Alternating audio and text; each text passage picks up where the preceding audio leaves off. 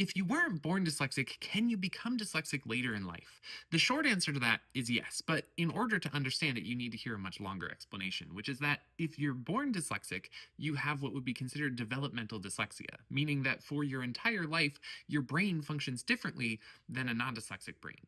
And that impacts the way that you interact with language and the sound of language, whether it is written or spoken, like your brain processes that a little bit differently. If, however, you get dyslexia later in life, that's usually called acquired dyslexia or alexia. And it's often the result of a traumatic brain injury or an illness or a stroke, something that damages a part of the brain that's used to interact with language. As a result of that, when you have alexia or acquired dyslexia, typically it has a much more specific impact on like a specific part of how you interact with language rather than maybe the more broad impact that developmental dyslexia would. So, can you become dyslexic later in life? Yes, but it's usually the result of something else happening, and the impact is usually much more specific or focused than developmental dyslexia.